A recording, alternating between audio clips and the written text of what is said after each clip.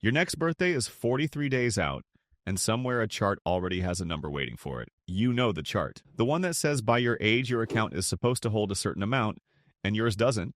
So you close the app fast, the way you'd slam a drawer you didn't want to look inside. Now picture the same kitchen, the same first of the month, a couple of years from now. The auto drafts hit, the rent leaves, the card payment leaves, and you don't flinch. Nothing dramatic happened in between. No lottery, no raise that fixed everything. Jake can tell you exactly what changed, and it had nothing to do with the number on that chart. Here's the thing, the chart can't show you. Net worth isn't one number you keep failing to hit. It's a set of floors. 4 of them. And the leap that actually ends the stress was never $1 million. It's the first $2,000 and then the first $100,000. Find the floor you're standing on and you can see exactly what the next one unlocks. Not just what it buys, how money starts to feel, how choices open up, how the bank itself starts treating you like a different person. At Mr. Sense, we spend way too much time figuring out which number actually ends the stress, and it's almost never the one the chart shows you. If you've ever measured yourself against an average and come up short, you're in the right place. We map one of your real numbers every other day. Jake is the kitchen you just pictured. A couple of years ago, he was on the bottom floor, closing the app fast every time. He didn't win anything, and nobody handed him a check. He just climbed, one floor at a time, and the climb is the entire story. So let's walk the floors he moved through, and you find the one you're standing on as we go. But first, that viral chart, because it's lying to you in 3 directions at once. The version everyone screenshot says the typical person in their 40s has about $220,000. Run that number down. It comes from Empower, the savings of people who already use a wealth app, which is like measuring how tall a room is by asking only the tallest people standing in it. And it's their retirement accounts, not their net worth. The real middle-of-the-road 40-something has far less than that, and most of what they do have is locked inside a house. Not money they could touch this week. 3 completely different things. App users, retirement balances, total net worth, all wearing the same headline. The reason the chart travels so far isn't that it's accurate. It's that it makes almost everyone feel behind, and feeling behind is the most shareable emotion on the internet. So throw it out, and let's measure the thing that actually runs your life, the money you can put your hands on. Floor 1 is drowning, and Diana lives here. Not because she's careless, because there is no buffer underneath her. We call the edge she's standing on the flinch line, the balance below which you flinch every single time you open the app. And it is crowded down here. Only 41% of Americans could cover a surprise $1,000 bill out of savings, which means most people couldn't. That's not the exception, that's the floor. As one researcher put it, we are essentially a paycheck-to-paycheck nation. So watch what happens when life sends Diana a normal-sized problem. The check engine light comes on, the shop says $1,000, and that repair doesn't stay a repair. It quietly fills out the paperwork to become a credit card balance,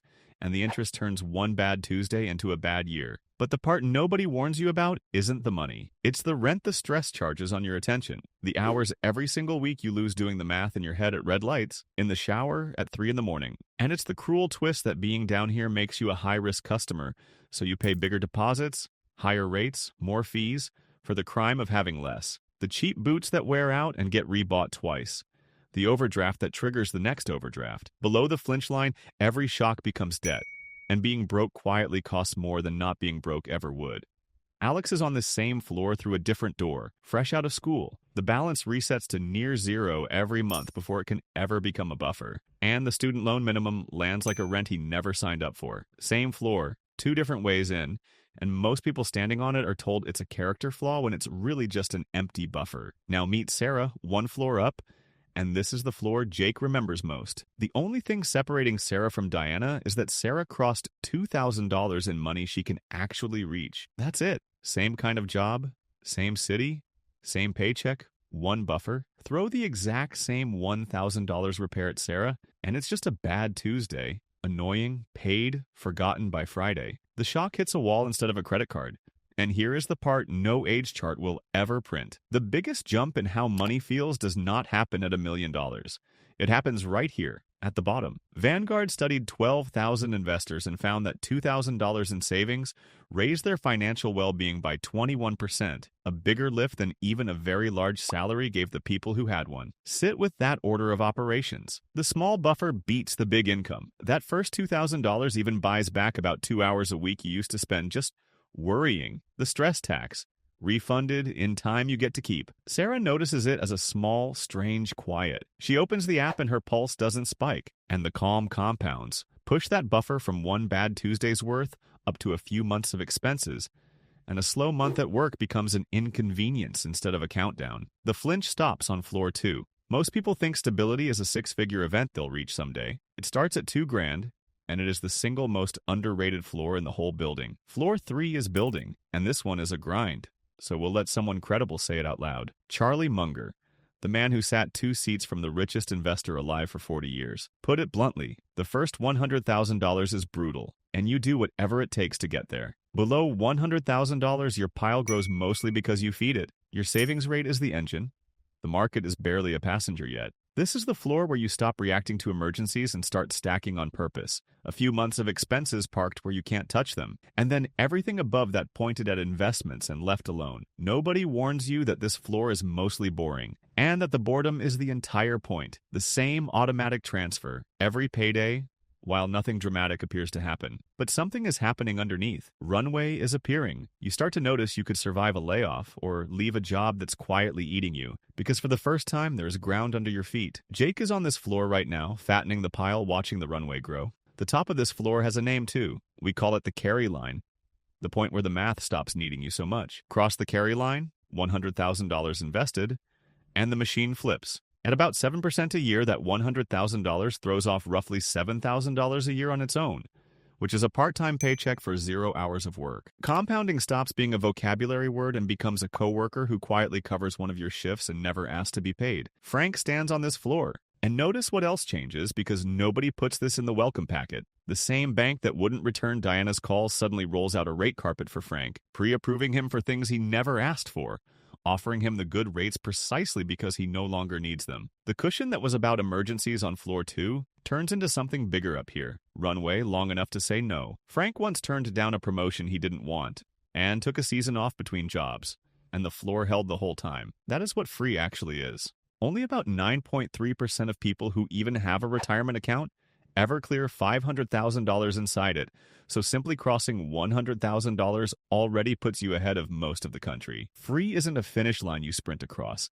It's the floor where time starts doing the work you used to do alone. Here's where the floors stop being a ladder and turn into a mirror. Marcus looks like the top floor. On paper, his net worth clears $500,000, and by the chart he is winning, he is the guy you compare yourself to and lose. But almost all of that number is a house he can't eat, and a retirement account he can't touch for 30 years without a penalty. Hit Marcus with a $1,000 emergency this week, and he is reaching for a credit card, exactly like Diana, 3 floors beneath him. He isn't reckless. He did everything the chart told him to do. The math just put his whole life somewhere he can't reach it. Now Sarah, who that same chart ranks somewhere below him, has $2,000 she can put her hands on tonight. So here's the kicker that flips the whole thing. In Vanguard's numbers, $2,000, you can actually reach lifted well-being more than $1 million in assets did, 21% against 18%. Look at that $2,000 through a few lenses, and it gets stranger. It's one car repair that never became a year of interest. It's the 2 hours a week of your own attention handed back. It's the exact line where, how am I going to cover this, turns into handled. And $1 million trapped in a house can't buy you that sentence on a Tuesday afternoon. $2,000 quietly outscored $1 million and didn't even put it on its resume. Check the math yourself. We'll wait. If finding your own floor just rearranged something in your head, that's the entire channel. Subscribe, because the next number we map is yours too. Before the fix, the strongest objection gets the floor. Somebody's already typing, tiers are arbitrary. Net worth isn't everything anyway. And that isn't just fair. It's half our point. Here's the strong version, and it's a good one. Net worth is the wrong axis entirely. A paid-off house you can't spend and a pension you can't reach is net worth that still can't catch a surprise bill. Cash you can reach beats a big paper number for daily life every single time. And the lines move depending on where you live. $100,000 in a cheap rural county is a different animal than $100,000 in a city where rent eats half of it. So any national floor is rough by definition. We concede all of it. The exact dollar lines are illustrative, and your zip code bends every one of them. And then we move the floors off net worth completely. The floors aren't your rank on an age chart. They are mechanical thresholds, and they're the same in every zip code even when the dollar amounts shift. So the decision rule is this simple.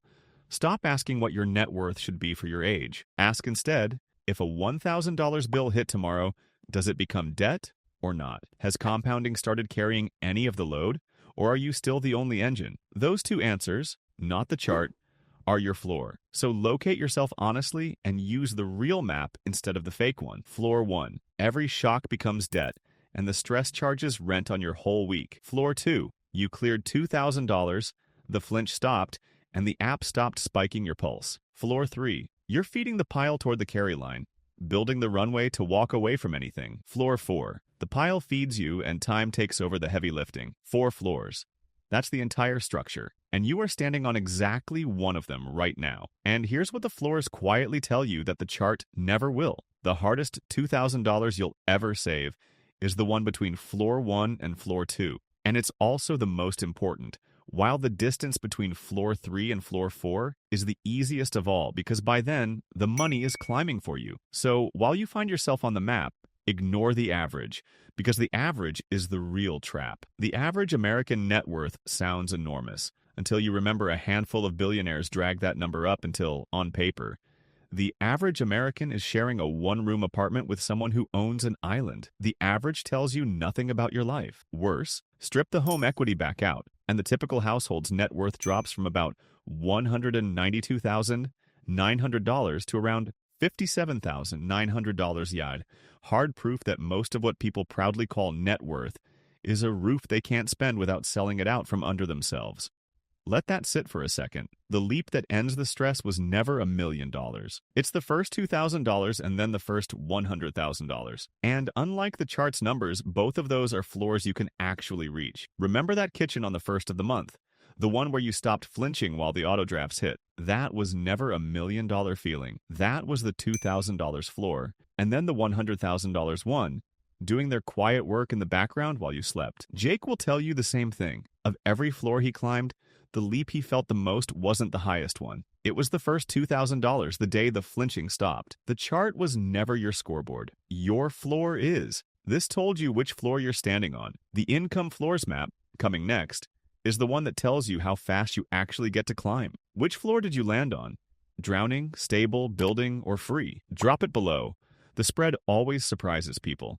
If this made the math finally click, like it. Subscribe so the next floor we map is yours and tap the bell, because the number that actually ends the stress is smaller than they ever let you believe. You were never $1 million away from okay. You were $2,000.